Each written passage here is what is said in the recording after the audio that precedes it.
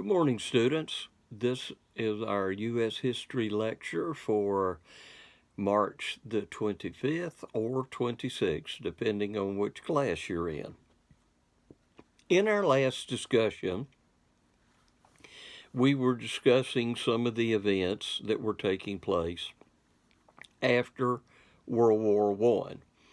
And as we ended our discussion, we were discussing the fact that many Americans wanted to go back into isolationism. And as a result of that, there were many in Europe who began to develop an anti American feeling. And of course, that just added fuel to the fire for the idea of isolating ourselves from Europe once again. Okay, to pay the U.S. back their war debts, the European nations were having to sell their goods to the United States, but the U.S. kept raising tariff rates, and of course, this hurt the farmers, keep that in mind. But as they did so, this made European goods more expensive and less competitive with U.S. products. So it was even harder for the Allies to repay their war-related debts. Well, in another idea and thought of the time, the United States, and as we said before the war, had about the 17th largest army in the world. Well, the United States had no intention of keeping a large army like it had at the end of the war in existence. But it had constructed such a navy that, quite honestly, by 1920, it was second only to Great Britain. And both were beginning to worry about the rise of Japanese power. Now, one thing we have to understand about Japanese thought at this point in time, they were beginning to view themselves as the superior Asian race. And there were many in Japan who were beginning to entertain the idea that they were destined to rule all of Asia. And so that is scary. But obviously, as we will see, it wasn't scary enough. So, delegates from the U.S., Britain, Japan will show up. France and Italy signed a five-power treaty in 1922, which limited the size of their nation navies. And this is what we might say is the first disarmament treaty in all of history. But the treaty only set limits on what were called capital ships. And that was battleships and aircraft carriers, the biggest of the ships. So, there's a race on to build cruisers, destroyers, submarines, other small craft. And by 1934, Japan totally withdraws from the agreement. And by then, both the Soviet Union and Germany had been excluded from any conference, and they were both building up their navies as well. Okay. Harding's people, his cabinet, folks that were working for him, they got involved very much in the same way Grant's cabinet did in all kinds of scandals and problems, and whether Harding knew about it or not, it was not a good situation for him, for his White House, or for the nation itself. his own sexual misbehavior and his corrupt associates did cause his administration to become viewed as one of the worst in history. And so he's right down there, may we say, with Grant as far as administrations go. He did have some accomplishments, though. Number one, he led the nation out of the turmoil of the post-war years. Number two, he helped create the remarkable economic boom of the 1920s. Number three, he did promote diversity and civil rights. And then number four, no previous president had promoted women's rights more forcibly than he did. Well, as we noted in the last lecture, a individual named Calvin Coolidge will become exactly opposite of Harding as he assumes the presidency. He was horrified by the jazzed up, roaring 20s, and he sincerely believed in the personal ideas of integrity and devotion to public service. And quite honestly, he probably became president because of his prudent silence. He was not known to overly speak about things and speak about people and so on. He was shy. He was somewhat awkward. He was simple. He was direct. He was a man of strong principles and intense patriotism who, as I say, championed self-discipline and hard work. He voted for women's suffrage. He voted for a state income tax, a minimum age for female workers, and salary increases for public school teachers. But he was determined not to be an activist president. Coolidge was not a Roosevelt. He was not a Wilson, had no desire to be linked to either one. He was slow to act, and I guess we could probably say he had mediocre powers of leadership. In his philosophy, he linked the welfare of the nation with the successes of big business. Typical Republican thought of that day and time. And in this respect, he did continue Harding's policies. So the booming economy that Harding got started, Coolidge kind of took and fanned the flames of. He was also obsessed with reducing spending. And so the Democrats in the 1924 election, it will actually take them 103 ballots to come up with a presidential candidate. They fussed, they fought, they had all kinds of problems, and obviously they defeated themselves, and Coolidge decisively swept both the popular and the electoral votes. In fact, he had a landslide victory and represented the height of post-war political conservatism. Now, he will choose not to run for a third term. So, his second term in office is not exactly one filled with accomplishments, but obviously it was not one filled with scandal as his predecessor had been. So as he determines not to run for the third time, the Republicans are going to turn to an individual named Herbert Hoover. He was a shy but industrious type of person.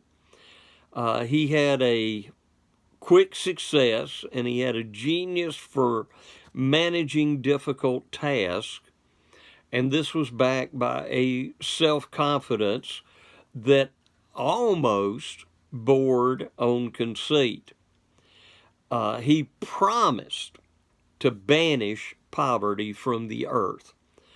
Wow, what an arrogant claim. And of course, obviously, no one would be able to do such a thing as that. He actually idolized Woodrow Wilson. Boy, I don't think you would ever find one candidate from one party today saying they idolized a candidate in another party. But of course, that was a different age and a different time. So Hoover is going to declare himself to be a Republican, progressive conservative. Now, as we say, the Progressive Party had pretty much died out. But he believed in individual freedom, free enterprise, and small government. But in the process of this believing in a small government, he will transform the Commerce Department, and realize business is booming. He will transform this Commerce Department into the government's most dynamic agency at the time. So the party's platform took credit when Hoover runs for the nation's longest period of sustained prosperity. The Democratic nominee was a man named Alfred Smith. They were obviously very, very different. Hoover was a successful businessman and a bureaucratic manager from an Iowa farm. Smith was a professional politician from a Lower East Side neighborhood in New York City. And he was the first Roman Catholic to be nominated for president. And to Southerners and Westerners, Smith represented everything that was hateful to them. And so, yes, he was denounced for his faith, and this became a very major issue in the election. So that anti-Catholic feeling that has existed in the United States for many, many years had by no means gone away. And so Hoover stayed out of this argument over religion, but Smith, of course, was forced to deal with constant criticism. Just a few years ago, when Mitt Romney ran for president, there was quite a bit of criticism of his religious background. And there are a lot of people that quite honestly did not vote for him for that very reason. So religion can, and oftentimes does, play an important role in elections. So, Hoover wins the third consecutive Republican landslide. Radio was used prominently for the first time in this election, and of course that is going to be very, very important as we proceed further. And Hoover even cracked the Democrats' solid South. Smith only won 6 deep South states plus Massachusetts and Rhode Island. And the election was a clear indication that voters appreciated the prosperity that had been generated during the Harding and Coolidge administrations. So it really looks like everything is going great. And as we move on past the election, we come to the year 1929, and boy, America has high hopes, great dreams, and the Great Depression that is going to begin that year brought with it widespread human menace. No other business slump has been so deep, so long, or so painful. It is estimated that in the United States alone, in 1930, 26,000 businesses failed. So this is not only the owner, but all the workers that would be involved in that. By 1932, 1 out of 4 Americans were unemployed altogether. 500,000 Americans lost their homes or farms because they could not pay their mortgages. Thousands of banks failed. Millions of people lost their life savings. In fact, the American economy, when it tumbled, it sent shockwaves throughout Europe and the entire world. So what brought this Great Depression about? Now, many people will say it's the collapse of the stock market. But again, that's very simple and really doesn't illustrate what led up to that event. So here are your 7 causes of the Great Depression. Number 1, we've already talked about this, excessive credit buying. Americans were in debt like they had never been in debt before. And of course, when you're making payments, a business, a bank, or whatever, a loan agency, of course, they're waiting on those monthly payments. So when they begin to slow down and they begin to stop, that hurts that business. So you can see how all of this could lead to trouble. Number 2, we've already discussed this, the drop in farm prices. World War I, a boom for American farmers. They were doing great. But of course, after the war, as the European nations began to rebuild and began to redo things, of course, they were coming along and they were beginning to grow crops again. And that hurt the American farmers who would have been in debt for buying equipment to help produce more during the time of the war. Number 3, a false trust in stocks. It was thought in the latter part of the 20th century that the stock market would never fall again. It was just going to keep going and keep going.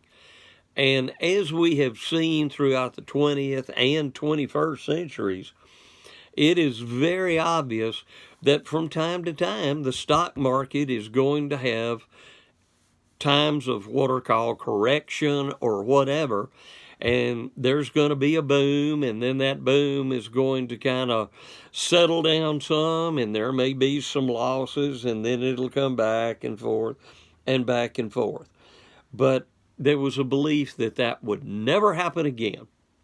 The recessions that had existed in the 19th century and the little minor bump right after World War I were thought that those will never happen again, so we're good to go.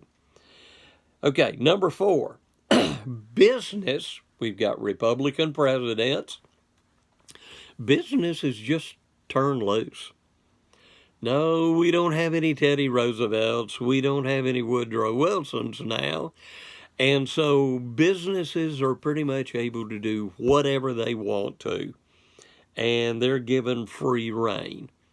Not a good idea. Number 5, there was a lot of real estate speculation, especially in the West.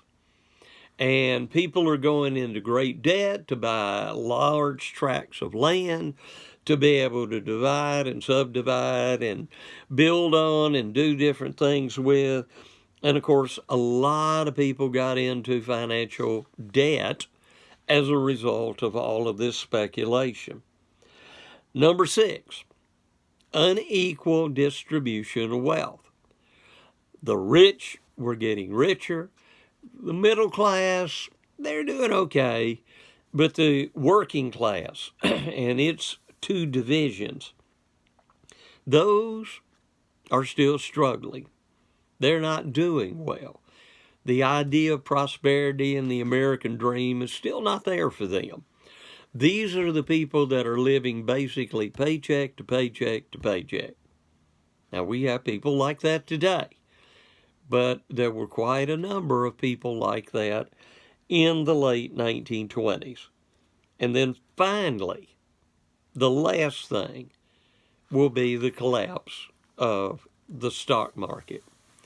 Now, quite honestly, when the stock market collapses, there are people that on that morning are millionaires, and then that evening are broke.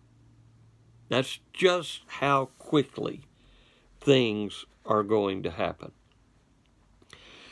Now, part of the stock market collapse came about because investors could make small cash down payments, what's called the margin, on shares of stocks and borrow the rest of the money from a stock broker who held the stock certificates in security until, in this case, the stock price plummeted and they, of course, had to let things go. So banks literally knowingly sold worthless bonds, trying to keep things afloat. And of course, all these stopgap things are ultimately going to lead to trouble.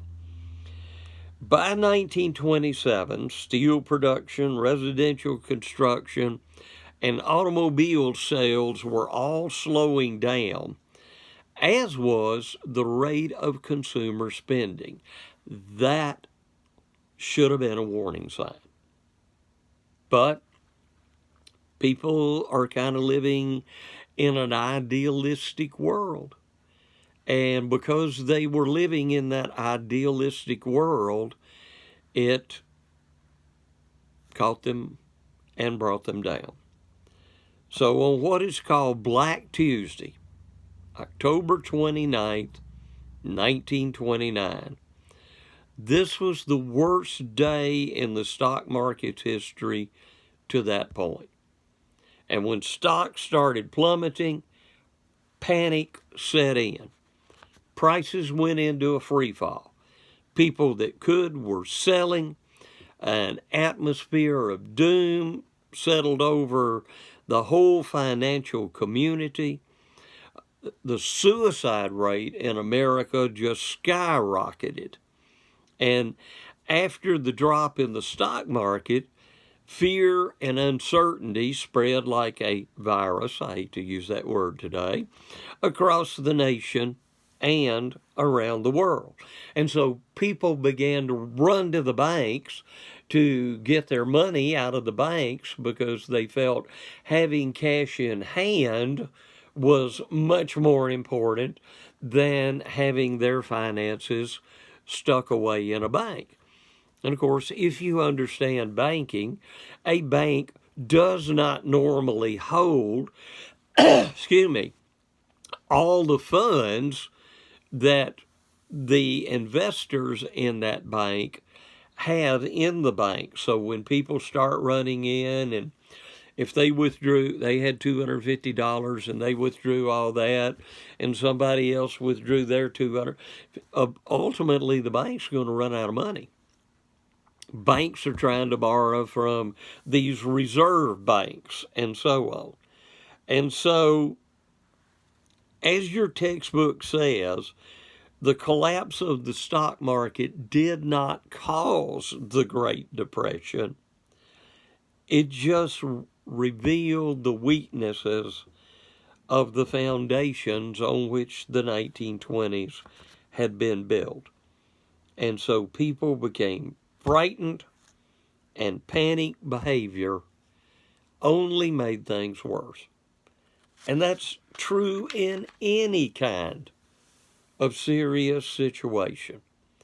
Panic is a terrible thing, and it can cause so many kinds of problems. Well, I gave you some causes, but let's look at some of what your textbook has to say. Number one, you have lots of profits and business expansion. You have executive salaries really rising. You have stock dividends rather than wage increases for hourly employees. And employers were creating a growing imbalance. Factories and mills were producing more goods, but the purchasing power of the consumers was declining because wages weren't keeping up with things. And so all of this together created some very, very serious problems.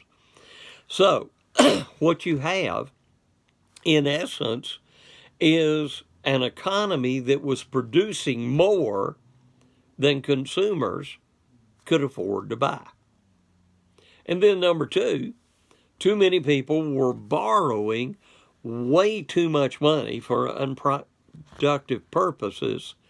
And then they were also turning around and buying risky, we might say, stock in the stock markets. And young people especially need to be very cautious about credit, because you can get yourselves in so much trouble so quickly. I know when our son went to Tennessee Tech, when we went up for registration day, basically he had to run through a gauntlet of individuals trying to get him to take out a credit card. And we'll give you a t-shirt if you take out this card. We'll give you this if you take out that card. And of course, for young people getting ready to go out on their own, there's a great, great temptation here. And young people can bind themselves up in tremendous debt, excuse me, so very quickly. And so be careful with that. Be very careful with that. Okay, so you've got financial and industrial problems, and then you've got the farm sector being in such a weak condition. Farmers were struggling to make payments. They were struggling to keep up. And, of course, the high tariffs that we mentioned earlier, that's hurting the farmers. It's helping American manufacturers, but it's definitely not helping what is still a very large segment of the American population in 1929. And so you have that. The nation's money supply, as we look at it, the Federal Reserve did, instead of helping banks and getting them through the crisis, just clamped down and started saying, no, we're not going to help you.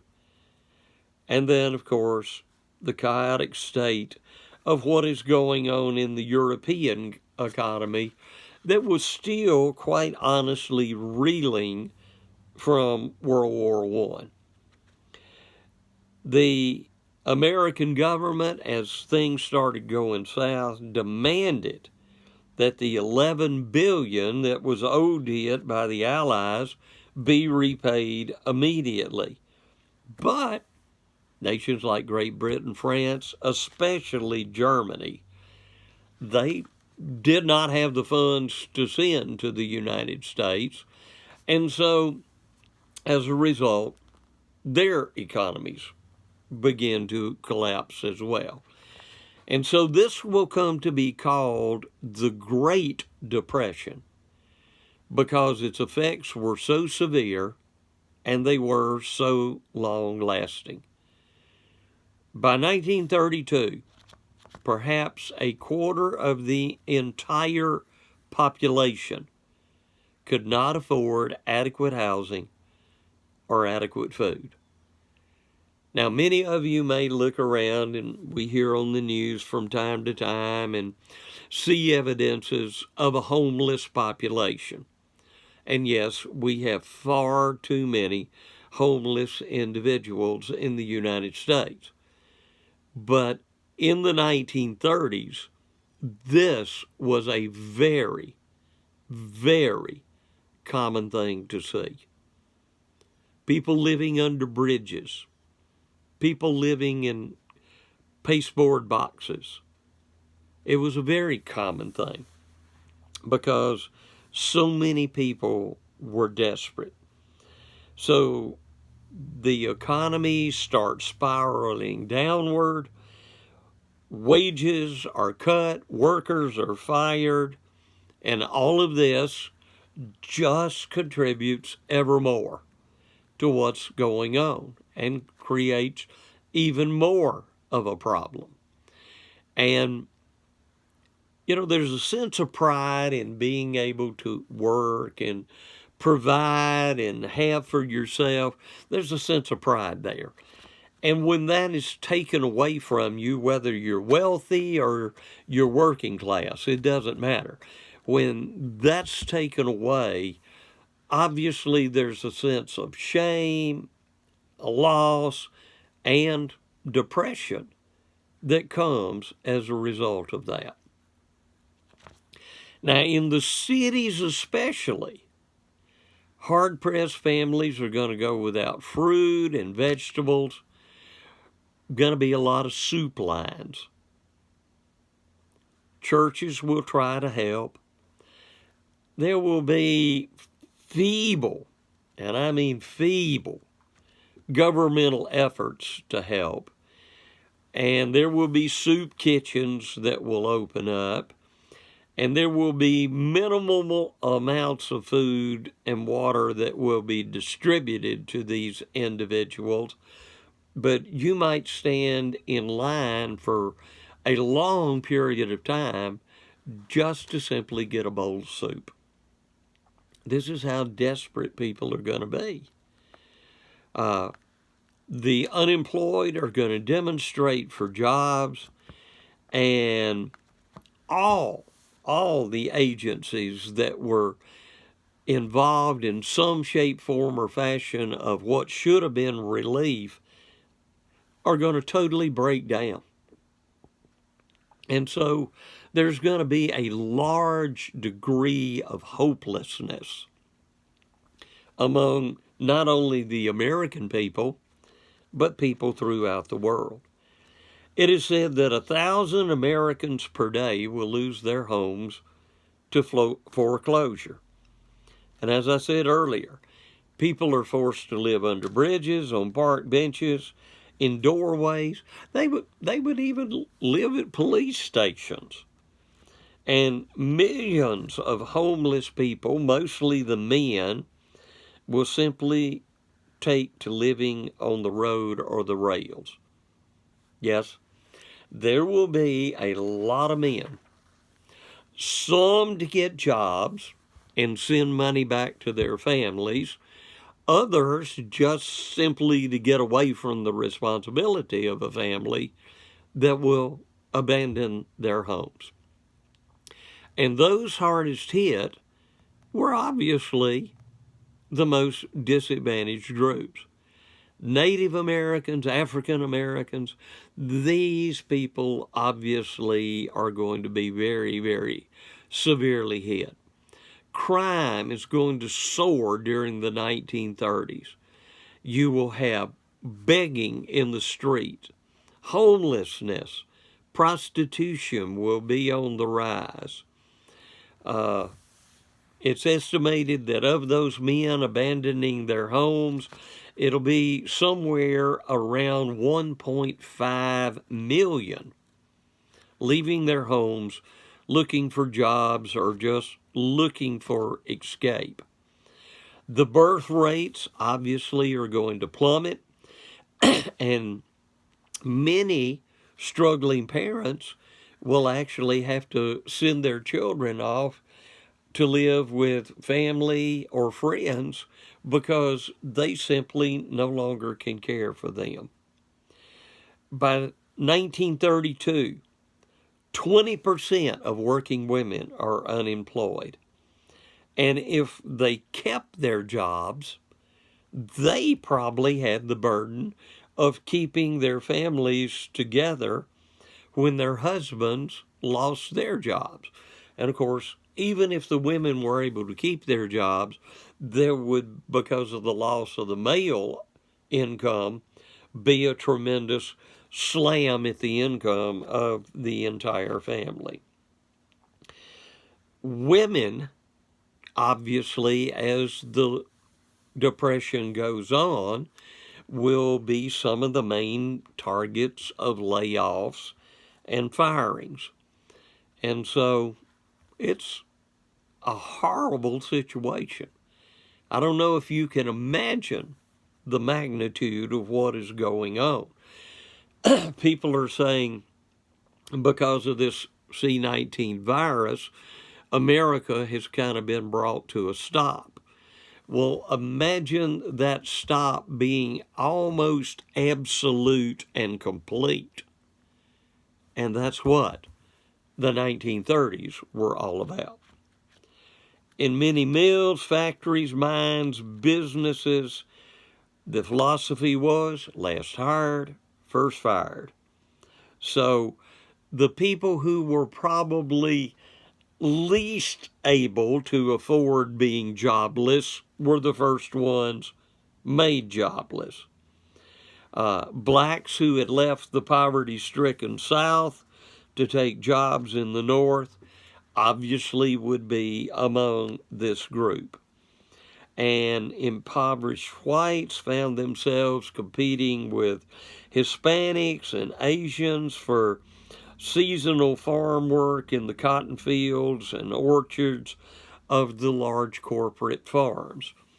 So people desperate for jobs begin to travel around doing things they may have never planned or thought of doing before, but it became necessary for them to try to be able to keep their families alive. In the southern plains of the Midwest, in the Mississippi Valley, to add pain to the catastrophe, there is a drought that will occur. And so crops are going to wither, income is going to plummet. Families are literally going to take one automobile, put their whole family, all the possessions that automobile might be able to hold, and head toward California, where they thought they might be able to get some kind of fruit job or picking job or some kind of job.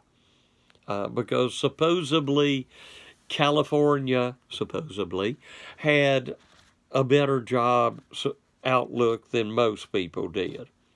Obviously, California was not a paradise. Most of these immigrants are not going to be able to buy any kind of land, and so they're living in tents, crude cabins. They're frequently on the move. They're suffered to exposure of the elements, poor sanitation, and quite honestly, social abuse.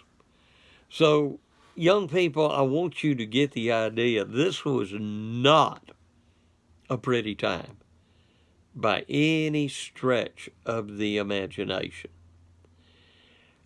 And sadly, we've had 2 Republican administrations when everything has been great, And so when this hits that third administration, the government's first response is denial.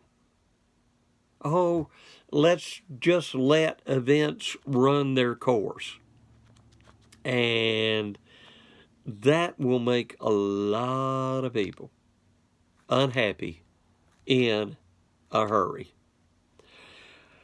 Hoover will invite business leaders, labor, government, agricultural leaders to the White House for conferences, and he will urge companies to maintain employment and wage levels. He'll ask union leaders to end strikes. He'll plead with states to follow through on planned construction projects, and none of these efforts worked.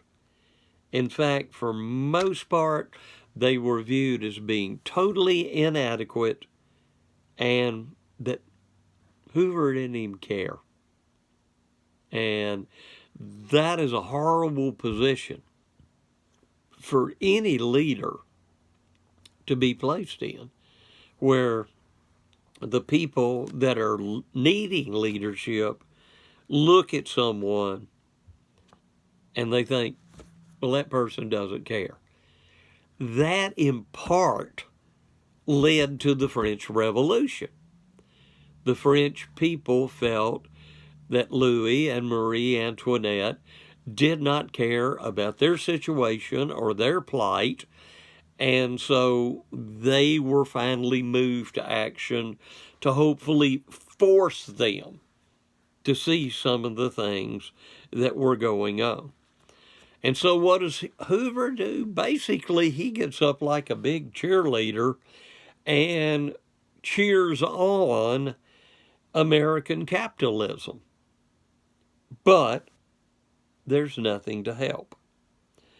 So as personal income plummets, government tax revenues plummet.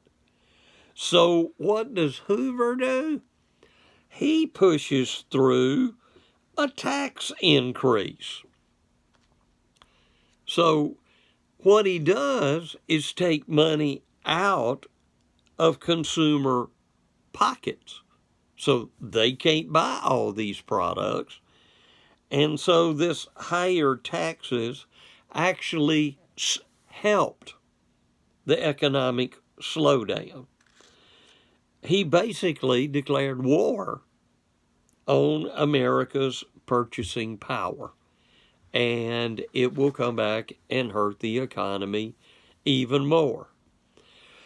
The federal government had no programs to deal with homelessness. They had no programs to deal with the joblessness situation.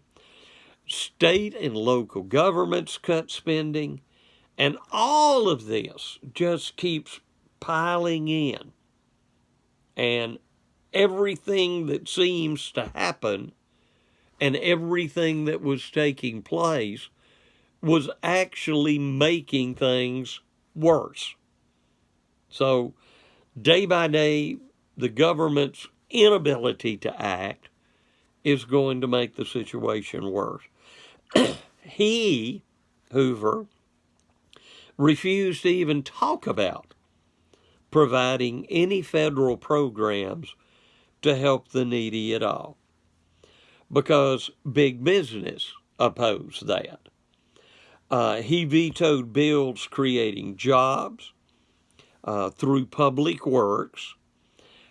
He finally did relent, but still opposed any kind of government direct relief.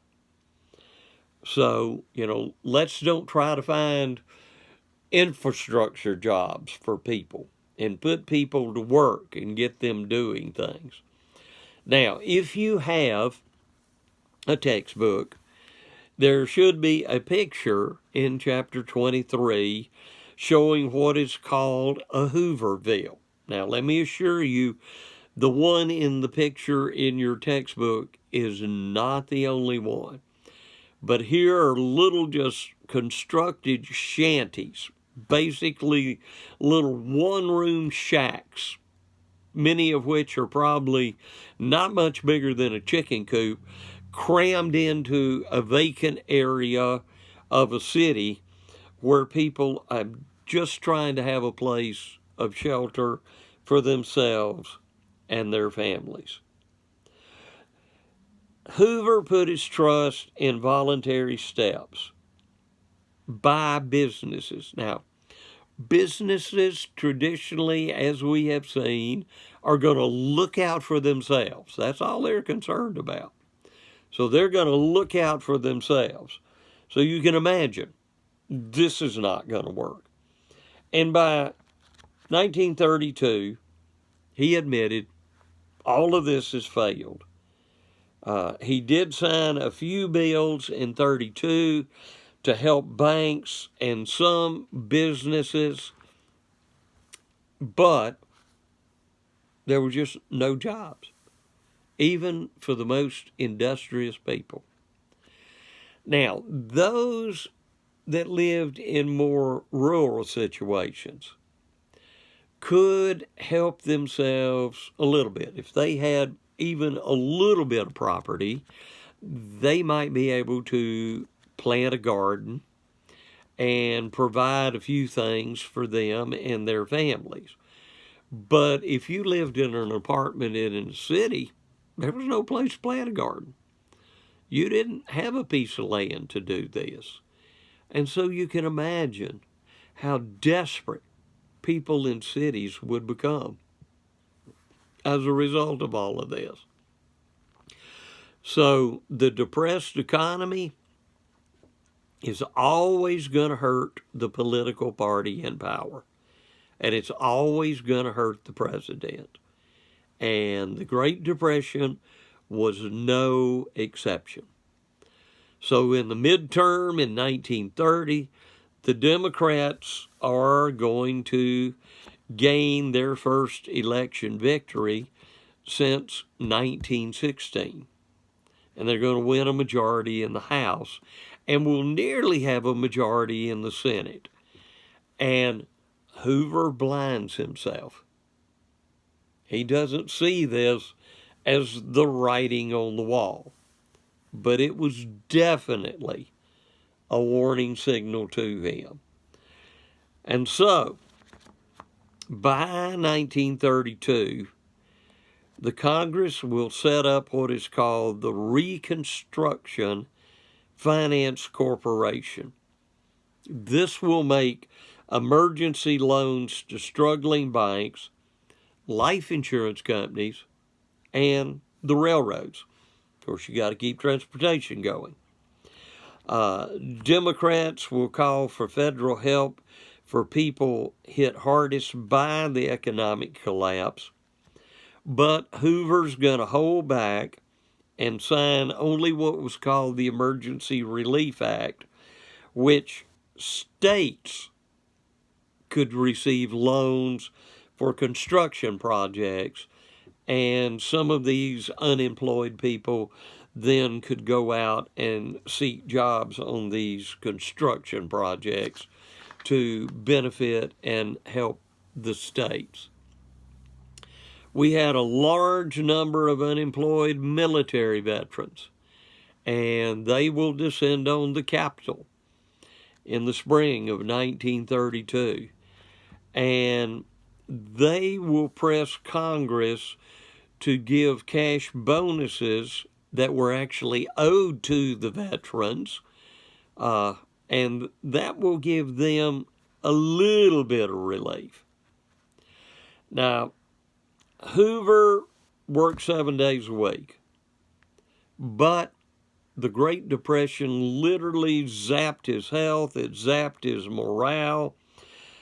His efforts to restore anything were not enough, and probably that comes about because he never really understood nor acknowledged the seriousness of the economic problems that were being faced. Well, in June 1932, the Republicans nominate Hoover again. The Democrats nominate Franklin Delano Roosevelt. Now, this was the fourth nomination. Throughout the campaign, Roosevelt blamed the Republicans for the Great Depression. And he promoted what he was going to call a New Deal for America. Now, let's bear in mind, this Roosevelt is a cousin of Teddy Roosevelt. Remember, he had the Fair Deal. So here we come with the New Deal. And what he wanted to do was to help the forgotten people. In contrast to Roosevelt, Hoover appeared to lack vitality. He lacked vision. In fact, Hoover just totally came across as heartsick. And voters will sweep Roosevelt into office. They were angry. You will have blacks shift in a major way from the Republican Party to the Democratic Party. And so a huge, huge upheaval of the electoral votes. Hoover will only receive 59. He will carry Philadelphia and a few of the New England states. Everybody else is going to vote solidly Democrat. So when Roosevelt goes into office, he goes into office with majorities in both houses of Congress, which is going to be a tremendous advantage for him. Now let's think about him. He had lived a pretty pampered life until about the age 39, when he contacted polio. Now, polio is a crippling disease. He was left permanently disabled. He will be confined mainly to a wheelchair. He was on occasions able to stand, but he had to really, really work hard and pour forth a tremendous amount of energy to be able to compensate for his disability. After, he became much less arrogant, much less superficial. He became more focused and more interesting. And so there are some people who say, had he not contracted this polio, would he have been the president that he wound up becoming? And of course, obviously, we can't factually answer that question because we don't know. But yet, it did, though it was a highly negative thing, bring about some positive results in his life. Okay, he was not a great administrator. He was not a deep thinker. But he was open to ideas from many sources. That's important. He was not afraid to try new things and accept new concepts. His mind played over wide areas. People said Roosevelt bounced balls off a wall, and that's figuratively speaking, but he would bounce balls off the wall, trying to come up with new ideas and new visions. And he could work with many different kinds of people. So all of this is going to help him in dealing with the Depression. He had courage. He had a charming personality. He had strong instincts. He was optimistic. Now, Hoover was beaten. And so you have a very optimistic person coming into the presidency. And he was willing to experiment. And if one way didn't work, he was willing to trash it and turn around and try something else. And honestly, he became president during one of the greatest crises in modern history, not only in the United States, but in the world. And so, first thing, right off the bat, he asks Congress for a broad executive power to wage war against the emergency. He spent far more money on building roads, dams, airports, bridges, and yes, housing for the American people. It is said by your textbook that 500,000 Americans wrote letters to the new president after his inauguration. And it has been stated that never in history had a president exercised such power or so rapidly expanded the role of the federal government in the American people's lives. So, as Roosevelt comes to office, American government is getting ready to make some major shifts and changes. And note, anytime branches of government tend to grow, they don't tend to shrink back to where they were before they started that growth when the problem is solved. They simply tend to continue on or continue to grow from that point.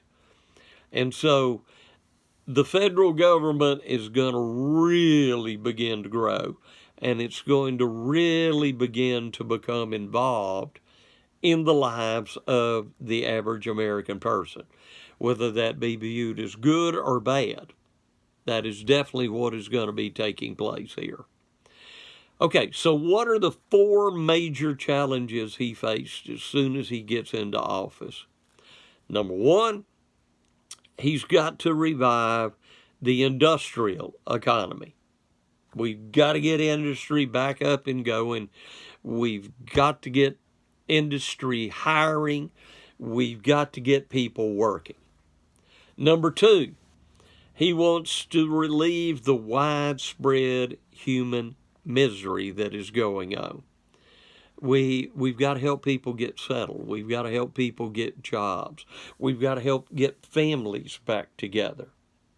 Number three, he's got to rescue the ravaged farm sector and its desperate families. I mean, there are people that are on multi-generational farms getting kicked off and becoming homeless because they simply can't keep up. And then, number four, he's got to reform those aspects of the capitalist system that helped bring about the Depression in the first place. So, his goal is going to be summarized in 3 R's: relief, recovery, reform. And this is to save capitalism, not destroy it. He elevated the public guarantee of economic security to the forefront. This is something Hoover had not done. So Roosevelt is going to be looked at as someone who cared about the common person. Hoover would never be viewed in that particular way. So, in the first 100 days of his presidency, Roosevelt goes to work. And I mean, this is one energetic individual as he begins to go to work. So he has a three-pronged strategy to revive the economy. Number one, we've got to address the money crisis and provide short-term emergency relief for the jobless. See, there's no such thing as Social Security. There's no such thing as unemployment wages in 1932. Those things did not exist. And so you lose your job, unless you can go out and find some little nitpicky jobs here, there, and yonder, you're not going to get any kind of income whatsoever. Number two, they have to get agreements between management and unions. We've got to cooperate together. We've got to work together. We together have got to get America out of this depression. And so he works to get them together. Now, in this respect, I would say he's very much hands-on, like his cousin Teddy had been. And then number three, they are going to attempt to raise the depressed commodity prices by paying farmers subsidies to shrink the size of their crops and herds. In other words, if a farmer's been planting 100 acres of peanuts, the government will pay them not to plant 10 acres. And so that produces a few less peanuts. The farmer still gets the income he would have gotten for 100 acres of peanuts, but that allows another farmer that maybe wasn't able to plant that many acres of peanuts to plant some more peanuts. And so that helps more farmers get back into action and be able to begin to earn some incomes for them and their families. From March 9th until June the 16th, Congress will approve 15 major pieces of legislation proposed by the President of the United States. I mean, these people are working at a dizzying rate, to say the least. They realize there's a problem. Of course, they've got the majorities to literally steamroll this stuff through if they have to, and they can do so. And so that's exactly what they set about to do. So how do we shore up the financial system? Well, money's the lubricant of capitalism. And investors had been withdrawing their money from banks and stock markets, and taking that money out of circulation had made things worse. And so the banking system was literally at the point of collapse. So, second day in office, Roosevelt calls to have the Emergency Banking Relief Act, which declared a 4-day bank holiday. And so, for the first time in history, all banks closed their doors for 4 days to stop the panic. And of course, the government provided some funds to shore up the threatened institutions. So hopefully this was going to slow everything down. Then on June 16th, he signed the Banking Relief Act, which created the Federal Deposit Insurance Corporation, which guaranteed customer savings amounts in banks up to $2,500. And this insured individual depositors, not just business or corporate depositors. This was for the individual, the small